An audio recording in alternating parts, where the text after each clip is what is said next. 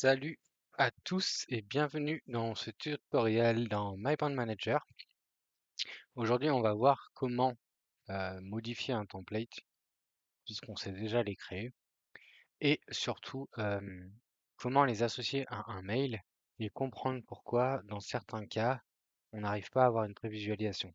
En fait, on a une erreur. On a une erreur, par exemple, de type la variable place qui n'est pas trouvée ou la variable contact ou la variable organization. Voilà. Je vais me connecter avec mon compte Google. Je vais dans Emailing, template d'email. Donc, je vais prendre pour exemple celui de Julie pour la tournée de Faigo 2025. Je vais dans Builder et j'arrive sur mon interface d'édition. Donc, si je veux mettre l'année en dur, je peux. Je peux même mettre en en-tête le sujet. Enfin, le sujet. Ce ne sera pas un sujet de mail en tant que tel, ce sera plus le sujet en haut du mail, quoi. Là, typiquement, on a fait le choix de ne pas en mettre. On aurait très bien pu mettre, par exemple, Faigo tac tac en 2025. Cela dit, ça sert à rien de se répéter si on va le mettre dans le sujet du mail. Ensuite, pour sauvegarder, ben, on clique sur sauvegarder. On peut retourner à la liste. Notre template est toujours là. Maintenant, ce template, il a un nom, il s'appelle Faigo Tour 2025, version Julie. Donc ça, c'est son alias. Donc c'est ce qui va nous permettre de l'identifier. Des fois qu'on ait envie, si on est plusieurs bookers, à avoir donné le même nom sans faire exprès, et ben, le moyen de différencier lequel appartient à qui, c'est l'alias. Dans mon cas, je vais créer un nouveau mail qui a déjà été fait en fait. Donc je vais aller le modifier.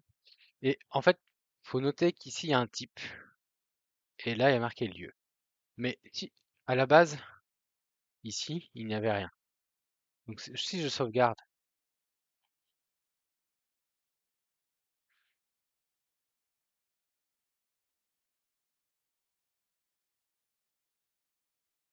que je mets un destinataire lambda,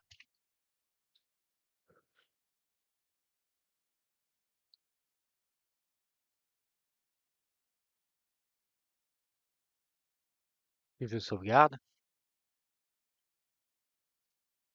ici le type va être standard. C'est très important de d'avoir la notion de type. C'est que moi j'ai pris le parti de typer mes mails en fonction de la cible parce que je vais aller chercher des données dynamiques qu'on va passer dans notre template de mail. Par exemple, il y a certaines valeurs dynamiques qui sont uniquement liées à des lieux via la variable place. Je vais avoir certaines expressions qui vont charger des données uniquement à des contacts et aussi à des organisations. Et à l'avenir, on verra si on a besoin d'autre chose. Mais du coup, c'est, j'ai fait en sorte que lorsqu'on change la cible, bah, le type change. C'est une manière de pouvoir distinguer quel type de mail on a. Par exemple, si j'enlève le destinataire ici et que je prends un contact, Paula Richard, qui est l'ancienne directrice du collectif Tomahawk. Ici, on voit bien que c'est parti en type contact. Donc, c'est-à-dire que si mon template au préalable ne contient pas des expressions qui vont charger les informations du bon type, eh ben, le mail va tout simplement planter. Pour l'instant, j'ai pas fait de retour d'erreur, etc. parce que j'ai trop de cas de figure à gérer. Et c'est surtout que je ne sais pas encore à terme si ça va rester exactement comme ça. L'idée, c'est que je crée des petites étiquettes directement dans le builder de mail où vous avez juste à cliquer et les déposer dans le contenu du mail. Mais c'est super long à dev, ce genre de choses. Alors, euh, je vais quitter. Je vais retourner ici dans mon file GoTo. Je vais l'éditer. Ah, déjà, il y a un petit bug, c'est que par défaut, il m'a rechargé un lieu qui n'est même pas validé. Donc là, je sélectionne mon lieu. tant que j'ai pas sauvegardé, je suis toujours en mode contact. Donc il va falloir que je modifie mon code. Là, il y a une erreur. Là, je sauvegarde et effectivement, là, je bascule en lieu. Si je fais consulter, que je fais prévisualiser, ben mon template, il fonctionne très bien. Parce qu'en fait, il est capable d'aller charger le nom du lieu. Maintenant, je réitère, je vais le modifier, j'enlève le lieu, et ici, je vais mettre toto.fr, juste pour passer en mail standard. Je sauvegarde, je le consulte, ou je modifie, peu importe, je fais une preview, et ma preview plante. Voilà. J'ai eu une exception, et il me dit, la variable place, donc ça va pas vous parler, vous, les utilisateurs. Mais il me dit, bah ouais, mais tu utilises une expression qui utilise la variable place dans ton template et du coup je ne la trouve pas. Du coup, je renvoie une erreur 500. Je peux pas faire le rendu du mail.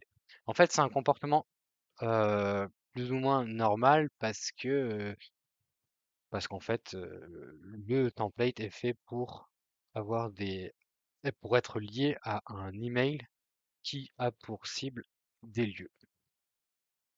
Maintenant, on va faire le test en enlevant Toto et en mettant un contact. Robin Dodard, qui est le président du Baco Festival. Je sauvegarde. Et là, je vais pareil. Bon, là, on voit bien que ça a bien mis à jour en type contact. Je consulte ou modifie, peu importe. Je prévisualise. Et là, c'est pareil, ça plante parce que il ne trouve pas la variable lieu. Et c'est normal. À l'avenir, je mettrai des restrictions plus, comment dire, plus verbeuses dans le jargon, on dit. C'est-à-dire qu'en fait, on ne pourra pas sélectionner.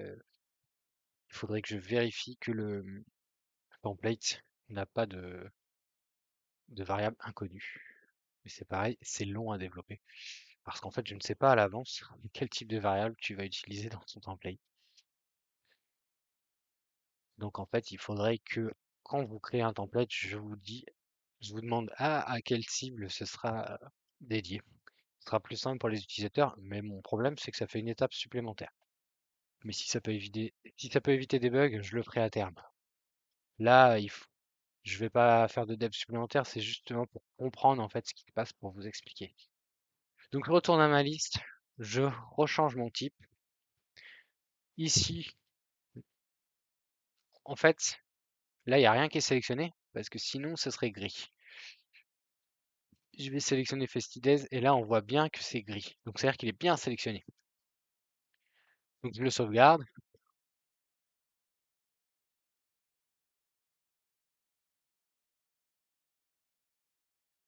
et je vais dans Consulter ou Modifier, peu importe. Et là, je fais Prévisualiser, et là, on voit bien que ça marche.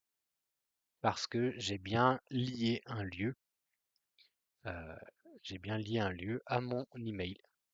Voilà, j'espère que ça répond à vos attentes, à vos questionnements, et surtout, ben, en fait, tu avais tout fait de bien, Julie. La seule chose qui restait à faire, c'était de bien valider le choix d'un des destinataires. Parce qu'en fait, par défaut, euh, quand on enlève tout et qu'on enregistre, là, il va t'afficher le lieu, parce que c'est la valeur par défaut.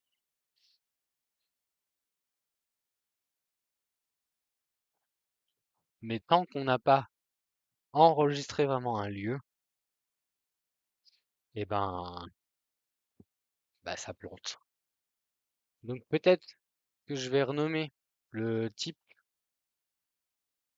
euh, ou tout simplement mettre une contrainte sur la validation d'un enregistrement de mail si on n'a pas au moins sélectionné soit un contact, soit un type standard, soit un destinataire, soit un lieu, mais que le lieu soit bien sélectionné.